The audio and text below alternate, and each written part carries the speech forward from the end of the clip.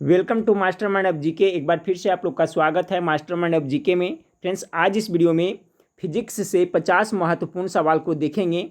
ये सभी सवाल है जो फ्रेंड्स बिहार पुलिस फायरमैन का जो नया सिलेबस है उसी के अनुसार है, तो पूरा वीडियो आप लोग जरूर देखिएगा। ठीक फ्रेंड्स, तो आपको देखिए अभी सिलेबस के अनुसार मैं बीच बीच में वीडियो आप लोग को प्रोवाइड करा रहा हूँ फ्रेंड्स। तो भौतिक विज्ञान का आपको खत्म होने वाला है, 2 से 3 वीडियो और आप लोग को प्रोवाइड कराऊंगा, तो पूरा सिलेबस इसका कवर हो जाएगा। तो रिक्वेस्ट है फ्रेंड्स, पहली बार चैनल पे विजिट करना है तो चैनल को सब्सक्राइब कर बेल आइकन को दबा दिया ताकि महत्वपूर्ण वीडियो का नोटिफिकेशन समय से मिलता रहे। और ये सभी प्रश्न को फ्रेंड्स मैं अपने वेबसाइट पे डाल दे रहा हूँ, वहाँ पर जाकर के जब जी चाहे फ्रेंड्स वहाँ पर आप प्रैक्टिस कर सकते हैं। तो चलिए वीडियो को शुरू करते हैं फ्रेंड्स। क्वेश्चन टाइप करने में बहुत मेहनत लगती है, ज़्यादा समय लग जाता है फ्रेंड्स, इसलिए प्रॉब्लम हो रही है।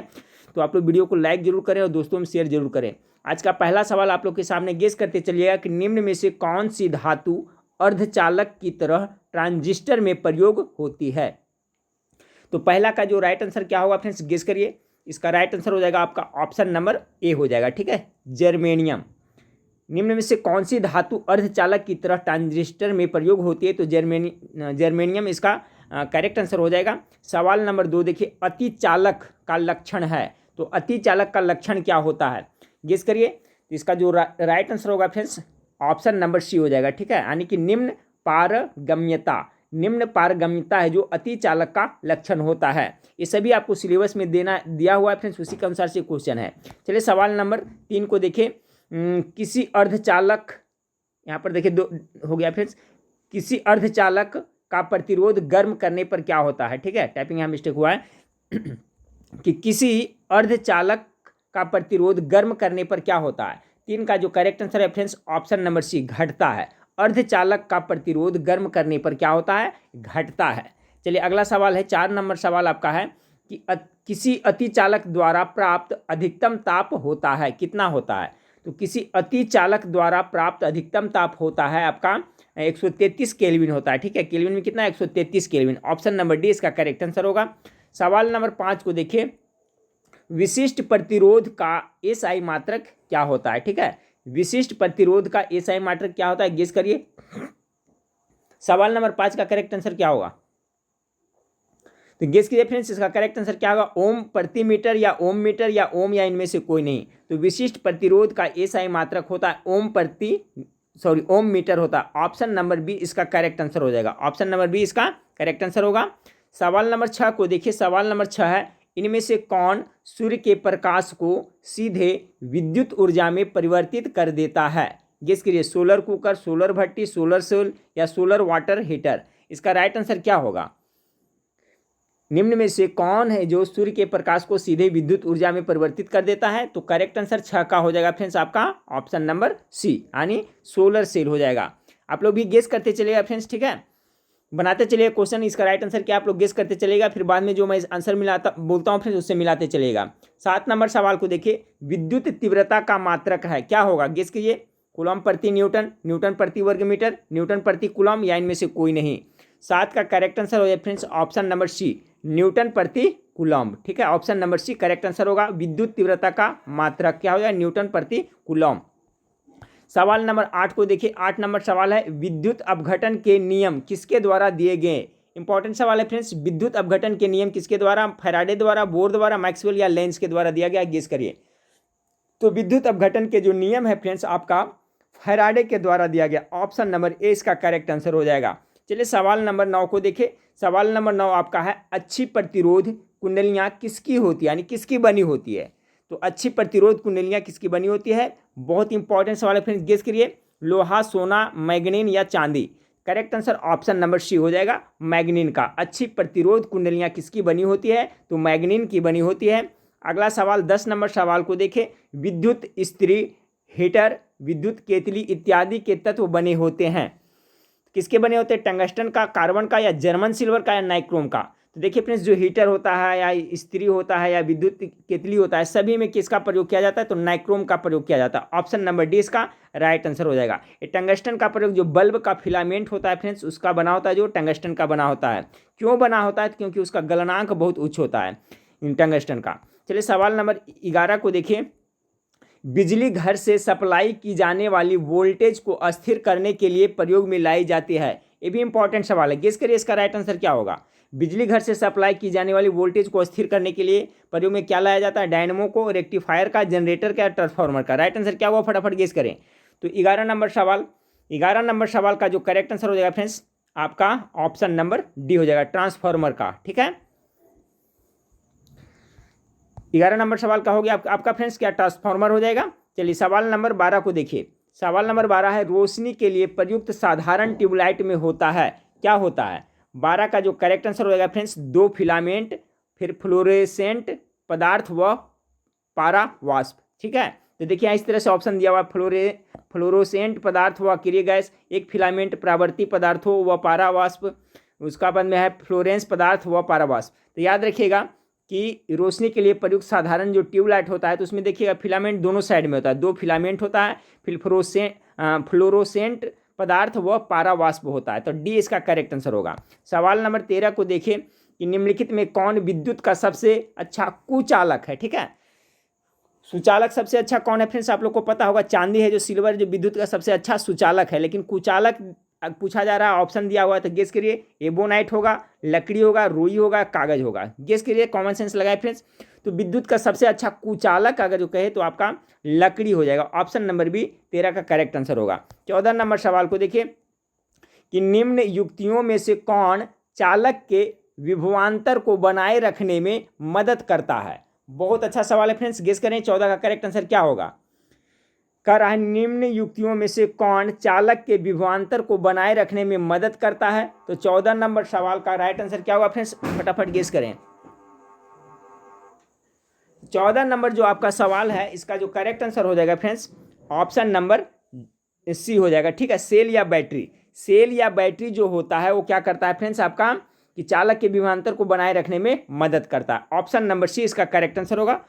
15 नंबर सवाल को देखिए। 15 नंबर सवाल आपका है कि प्रकाश उत्सर्जक डायोड एलईडी, ठीक है, इलेक्ट्रॉनिक उपकरणों में प्रयोग किया जाता है, जैसे टेलीविजन छोड़ती है, क्या छोड़ती है? तो 15 का correct answer option number C, radio तरंग छोड़ती है। तो कह रहा है प्रकाश उत्सर्जन डायोड एलईडी इलेक्ट्रॉनिक उपकरणों में प्रयोग किया जाता है, जैसे टेलीविजन क्या छोड़ते हैं? तो रेडियो तरंग। यहाँ पर खाली स्थान पर भराएगा, ऑप्शन नंबर सी 15 का करेक्ट आंसर हो जाएगा।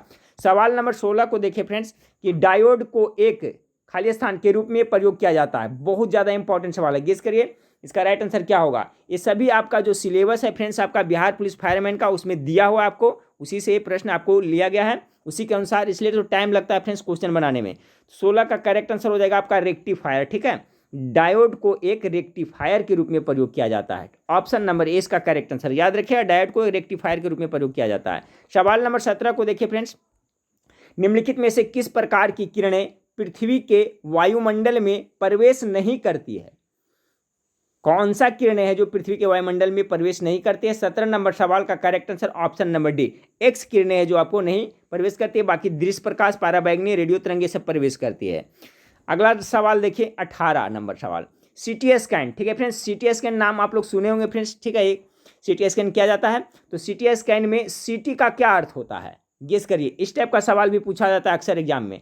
18 का राइट आंसर होगा फ्रेंड्स, जो सीटी स्कैन में सीटी होता है उसका होता है क्या? कंप्यूटेड टेमोग्राफी, यानी कि option number C for computed और टी फॉर टेमोग्राफी। सवाल नंबर 18 का जो करेक्ट आंसर हो जाएगा ऑप्शन नंबर सी हो जाएगा। चलिए सवाल नंबर 19 को देखते हैं। सवाल नंबर 19 आपका है, सवाल नंबर 19 है फ्रेंड्स आपका कि सूर्य की ऊर्जा का स्रोत है। देखिए ये सवाल है जो बार बार घुमा करके किसी तरह से पूछा जाता है। ठीक है फ्रेंड्स, तो देखिए सूर्य क्या है, अगर सूर्य पूछा जाए जनरली तो ये तारा है। ठीक है, सूर्य क्या एक है? स्टार है, तारा है। तो तारा पर जो ऊर्जा उतना काफ़ी मात्रा में निकलता है उसका स्रोत क्या है? 19 का करेक्ट आंसर क्या हो जाएगा? तो नाभिकीय संलयन अभिक्रिया। ठीक है, नाभिकीय संलयन अभिक्रिया। सूर्य पे क्या कैसा फंक्शन होता है? तो नाभिकीय संलयन होता है। ठीक है, और नाभिकीय संलयन अभिक्रिया पर ही आपका हाइड्रोजन बम आधारित है, ये भी याद रखिएगा। नाभिकीय विखंडन अभिक्रिया जो परमाणु बम है फ्रेंड्स वो नाभिकीय विखंडन अभिक्रिया पर आधारित है। चलिए सवाल नंबर 20 को देखते हैं। सवाल नंबर 20 है, नाभिकीय संलयन के दौरान होता है, क्या होता है? नाभिकीय संलयन के दौरान क्या होता है? बहुत इंपॉर्टेंट है। ठीक है, क्योंकि आपका चैप्टर में पढ़ना है फ्रेंड्स, नाभिकीय से संबंधित प्रश्न आपको सिलेबस में दिया हुआ है। ठीक है, तो इससे एक दो सवाल जरूर पूछा जाएगा। तो देखिए नाभिकीय संलयन के दौरान क्या होता है? 20 का करेक्ट आंसर हो जाएगा ऑप्शन नंबर से। इसमें क्या होता है? दो हल्के न्यूक्लियाई मिलकर एक भारी न्यूक्लियस बनाते हैं। ठीक है, तो 20 नंबर सवाल का जो करेक्ट आंसर है ऑप्शन नंबर सी हो जाएगा। नाभिकीय संलयन के दौरान क्या होता है, तो दो हल्के न्यूक्लियाई मिलकर एक भारी न्यूक्लियस बनाते हैं। चलिए सवाल नंबर 21 को देखिए, एक हाइड्रोजन एटम में कितने न्यूट्रॉन होते हैं। चलिए एक हाइड्रोजन एटम में कितने न्यूट्रॉन होते हैं, गेस कर लें। दो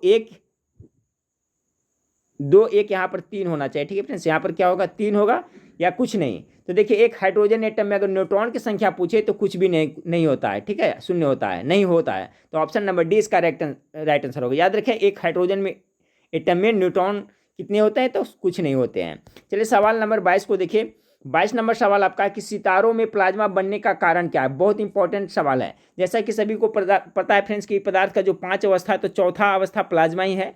तो सितारों में प्लाज्मा बनने का कारण क्या है, जो चौथा अवस्था है, वो सितारों में प्लाज्मा वहाँ निर्माण होता है। तो किसके कारण होता है, गेस कीजिए। उच्च तापमान के कारण, कम तापमान के कारण, कम दाब या कम तापमान, ये 2 बार यहाँ पर हो गया फ्रेंड्स, ठीक है। चलिए गेस करिए इसका राइट आंसर। तो देखिए राइट आंसर हो जाएगा फ्रेंड्स ऑप्शन नंबर ए हो जाएगा। सितारों में प्लाज्मा बनने का जो मुख्य कारण है वो क्या होता है, उच्च तापमान के कारण बनता है। 22 का जो करेक्ट आंसर हो जाएगा फ्रेंड्स ऑप्शन नंबर ए हो जाएगा। 22 का ए हो गया फ्रेंड्स। चलिए सवाल नंबर 23 को देखिए। सवाल नंबर 23 आपका है कि निम्नलिखित में कौन सी विकल्प भारत का सबसे बड़ा परमाणु ऊर्जा संयंत्र है, ठीक है। भारत का सबसे बड़ा परमाणु ऊर्जा संयंत्र कौन सा है फ्रेंड्स, गेस करें। तो इसका तो ये तारापुर परमाणु पावर स्टेशन है। ऑप्शन नंबर ए इसका राइट आंसर होगा। 24 नंबर सवाल को देखिए। 24 नंबर सवाल आपका है, निम्नलिखित में से कौन नाभिकीय विखंडन में मंदक का कार्य करता है। मंदक का कार्य, तो नाभिकीय विखंडन में मंदक का कार्य कौन करता है, कठोर जल, शुद्ध जल, भारी जल, इनमें से कोई नहीं। तो 24 का करेक्ट आंसर क्या होगा फ्रेंड्स, इसका राइट आंसर होगा ऑप्शन नंबर सी। भारी जल है जो नाभिकीय विखंडन में मंदक का कार्य करता है। ऑप्शन नंबर सी इसका करेक्ट आंसर हो जाएगा। सवाल नंबर 25 को देखिए। कर आए 1998 में पोखरण में भारत द्वारा किए गए परमाणु परीक्षण का कोड क्या था। ये भी बहुत इंपॉर्टेंट है। देखिए प्रथम बार जो आपका परमाणु परीक्षण किया गया था कब फ्रेंड्स, इंदिरा गांधी के शासन का 1974 में किया गया था, ठीक है। और द्वितीय बार आपका अटल बिहारी वाजपेयी के शासनकाल में 1998 में किया गया था। तो इसका कोड क्या था, गेस करें। 25 का correct answer option number C होगा, ऑपरेशन शक्ति होगा। चलिए सवाल नंबर 25 का सी हो गया फ्रेंड्स।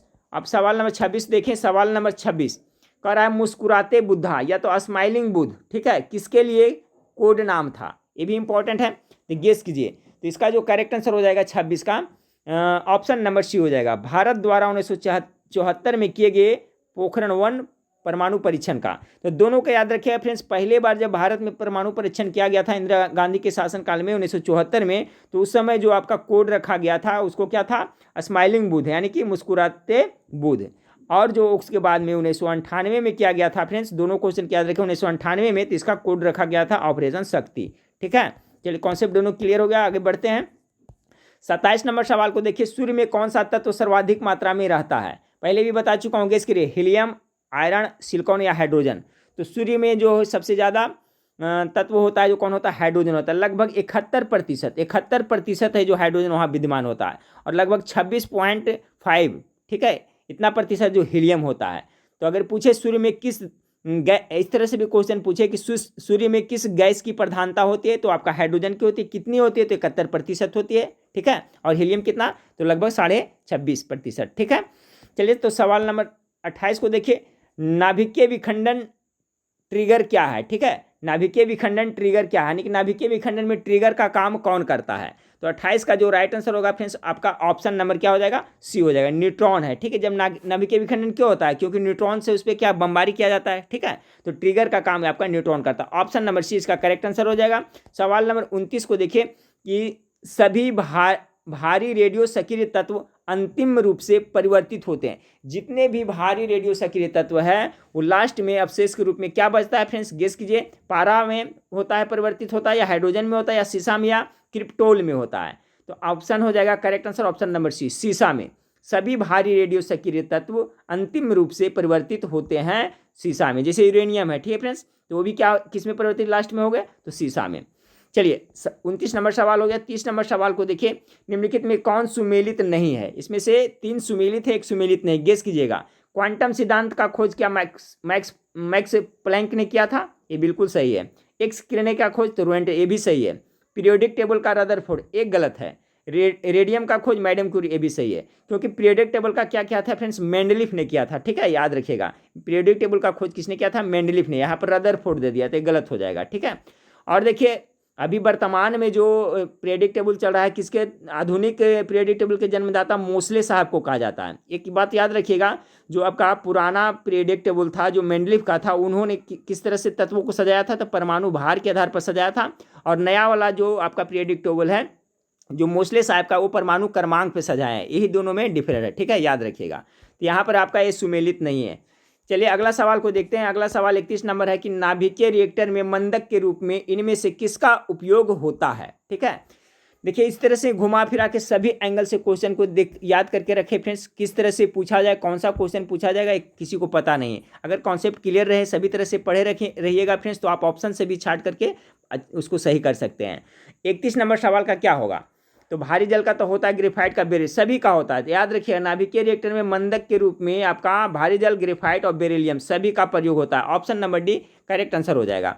सवाल नंबर 32 को देखें कि रेडियोधर्मी तत्व जिसका भारत में विशाल भंडार पाया गया है, बहुत इंपॉर्टेंट है।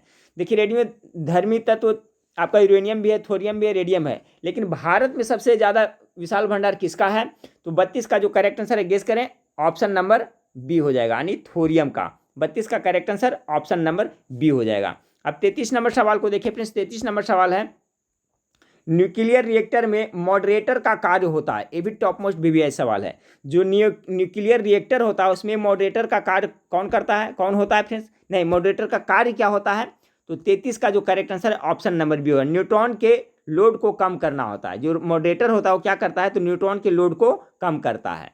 चलिए अगला सवाल 34 नंबर सवाल को देखिए, नाभिकीय रिएक्टर में न्यूट्रॉन को शोषित करने वाला तत्व कौन है, ये भी इंपॉर्टेंट है, गेस कीजिए 34 का।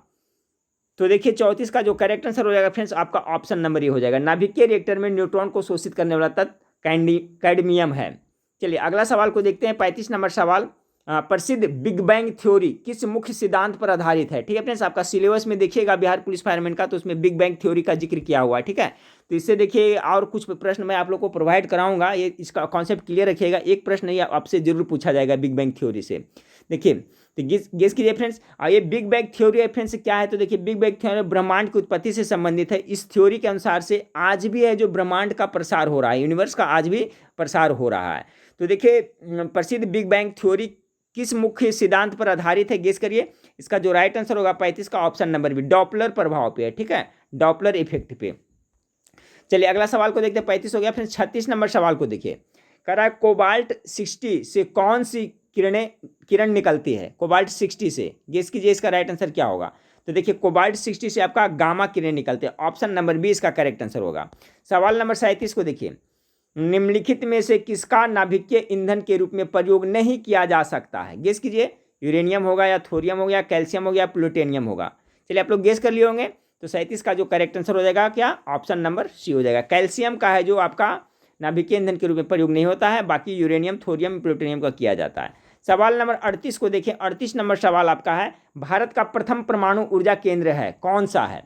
38 का करेक्ट आंसर क्या होगा, तो इसका जो राइट आंसर होगा गेस कर लिया आप लोग, ऑप्शन नंबर बी हो जाएगा, तारापुर परमाणु ऊर्जा केंद्र।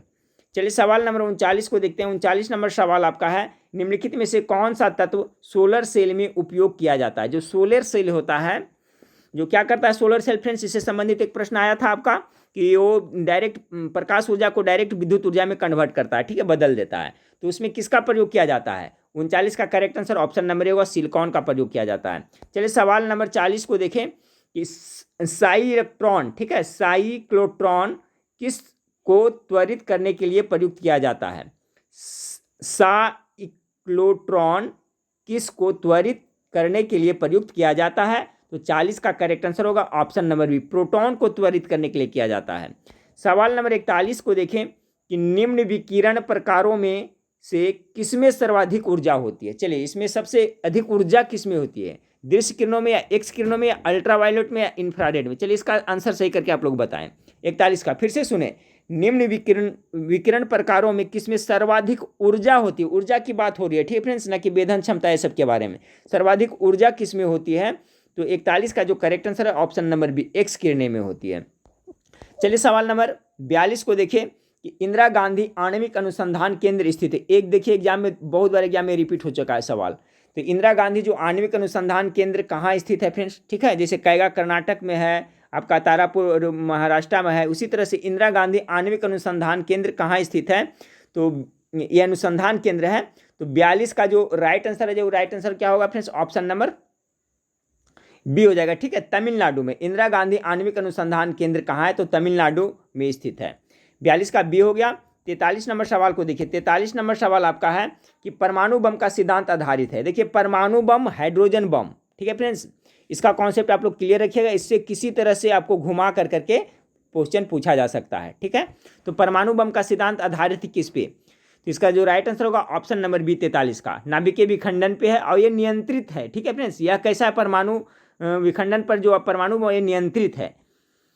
और नाभिकीय संलयन, ठीक है, अगला इस नाभिकीय संलयन पर कौन सा है, तो हाइड्रोजन बम है। तो दोनों का कॉन्सेप्ट क्लियर है। परमाणु बम का सिद्धांत किसे, नाभिकीय विखंडन पे, और परमाणु हाइड्रोजन बम का किस पे है, तो नाभिकीय संलयन पर। और ये जो नाभिकीय संलयन पर जो हाइड्रोजन बम है वो अनियंत्रित प्रक्रिया है, ठीक है। चलिए अगला सवाल को देखते हैं। रेडियोधर्मी पदार्थ उत्सर्जित करता है, क्या करता है, अल्फा कण, बीटा कण, गामा किरण या सभी। तो 44 का राइट आंसर गेस कर लिए होंगे। करेक्ट आंसर क्या हो जाएगा, ऑप्शन नंबर डी, सभी करता है। चलिए अगला सवाल को देखते हैं। पोखरण 2, ठीक है, यानी पोखरण 2 परीक्षण कब किया गया था, ठीक है। पहला तो आपका कब किया गया था फ्रेंड्स, 1974 में किया गया था, इंदिरा गांधी के शासनकाल में, ठीक है। और दूसरा कब किया गया था, तो इसको डेट के साथ याद रखिएगा। इसका जो करेक्ट आंसर हो जाएगा, इसके पहले हम लोग जिक्र कर चुके हैं। और पोखरण जो 2 परीक्षण किया था, इसका ऑपरेशन शक्ति इसका कोड था, और स्माइलिंग बुद्धा था जो 1974 वाला का कोड था। तो 45 का correct answer option number C, याद रखिए 11 मई 1998 को किया गया था, ठीक है, पोखरण सेकंड परीक्षण। चलिए सवाल नंबर 46, हाइड्रोजन बम निम्न में से किस सिद्धांत पर आधारित है। अभी मैंने जिक्र किया था फ्रेंड्स, देखिए वही प्रश्न आपका आ गया कि हाइड्रोजन बम है जो किस पे, गेस कीजिए, नियंत्रण संलयन अभिक्रिया, अनियंत्रित संलयन अभिक्रिया, नियंत्रित विखंडन अभिक्रिया, नियंत्रित विखंडन अभिक्रिया, यहाँ पर अनियंत्रित होना चाहिए। चलिए ठीक है, गेस कीजिए। तो इसका तो आपका सबसे पहले हाइड्रोजन बम है तो संलयन वाला ही होगा। तो संलयन वाला हम 2 में से छाटिए, नियंत्रित संलयन अभिक्रिया या अनियंत्रित संलयन अभिक्रिया। तभी मैंने बताया था ऑप्शन नंबर 20 का करेक्ट आंसर होगा। हाइड्रोजन बम है जो अनियंत्रित संलयन अभिक्रिया पे आधारित है। चलिए सवाल नंबर 47 को देखिए। सवाल नंबर 47 है आपका कि सितारों में अक्षय ऊर्जा के स्रोत का कारण क्या है। जो सितारे हैं उसमें अक्षय ऊर्जा का स्रोत का कारण क्या है, तो गेस कीजिए। 47 का राइट आंसर क्या होगा। 47 का जो राइट आंसर होगा फ्रेंड्स, हीलियम का हाइड्रोजन में परिवर्तन। देखिए इस टाइप से भी सवाल आपको पूछा जा सकता है। सितारों में अक्षय ऊर्जा का स्रोत क्या है, तो हीलियम का हाइड्रोजन में परिवर्तन। यानी 47 नंबर, सॉरी उल्टा मैं बता रहा हूँ फ्रेंड्स, इसमें हाइड्रोजन का हीलियम में परिवर्तन होगा, ठीक है। सितारों में अक्षय ऊर्जा का स्रोत क्या है, तो हाइड्रोजन का हीलियम में परिवर्तन। सितारों यानी तारों की बात की जा रही है फ्रेंड्स, तो तारों में भी मैंने बताया था कि सबसे ज़्यादा कौन सा तत्व पाया जाता है, 71% हाइड्रोजन पाया जाता है। यही जो हाइड्रोजन है जो किसमें परिवर्तन होता है, तो हीलियम में परिवर्तन होता है, ठीक है, जो आपका नाभिकीय संलयन के सिद्धांत पे कार्य करता है। तो देखिए क्वेश्चन है, सितारों में अक्षय ऊर्जा का स्रोत का कारण क्या है, तो हाइड्रोजन का हीलियम में परिवर्तन होगा, ठीक है फ्रेंड्स, याद रखिएगा। ये बहुत इंपॉर्टेंट है, इसमें कंफ्यूज भी होता है। देखिए जैसे मैं अभी कंफ्यूज हो गया था, हीलियम का बोल रहा था, नहीं, इसका जो राइट आंसर होगा फ्रेंड्स, हाइड्रोजन का हीलियम में परिवर्तन, ठीक है। और इसको याद भी रख सकते हैं फ्रेंड्स, क्योंकि 71% क्या हुआ पाया जाता है, हाइड्रोजन पाया जाता है, तो हाइड्रोजन ही हीलियम में परिवर्तन होगा ना। तो ऑप्शन नंबर ए इसका करेक्ट आंसर है, किसी तरह से याद रखें। चलिए 48 नंबर सवाल को देखिए। हाइड्रोजन बम विकसित किया गया था किसके द्वारा, हाइड्रोजन बम जो कि नाभिकीय संलयन अभिक्रिया पर आधारित है। ऑप्शन नंबर 48 का गेस करें, ए करेक्ट आंसर होगा, एडवर्ड टेलर के द्वारा। चलिए सवाल नंबर 49 को देखते हैं फ्रेंड्स। 49 नंबर सवाल आपका है, एक नाभिकीय रिएक्टर में भारी जल का कार्य क्या होता है। भारी जल को क्या कहते हैं फ्रेंड्स, D2O कहते हैं ना, ड्यूटेरियम ऑक्साइड कहते हैं, जो मंदक के रूप में प्रयोग किया जाता है। तो किसके लिए किया जाता है, देखिए इस तरह से भी आपको क्वेश्चन घुमा करके पूछा जा सकता है। तो एक नाभिकीय रिएक्टर में भारी जल का कार्य क्या होता है, ड्यूटेरियम ऑक्साइड का। तो 49 का करेक्ट आंसर, न्यूटन की गति को कम करना, ठीक है, यानी मंदक के रूप में भी किया जाता है, ठीक है। तो न्यूटन की गति को कम करेगा, यानी कि मंदक के रूप में। 49 का right answer option number A हो जाएगा। अब चलिए इस वीडियो का लास्ट सवाल को देखते हैं फ्रेंड्स।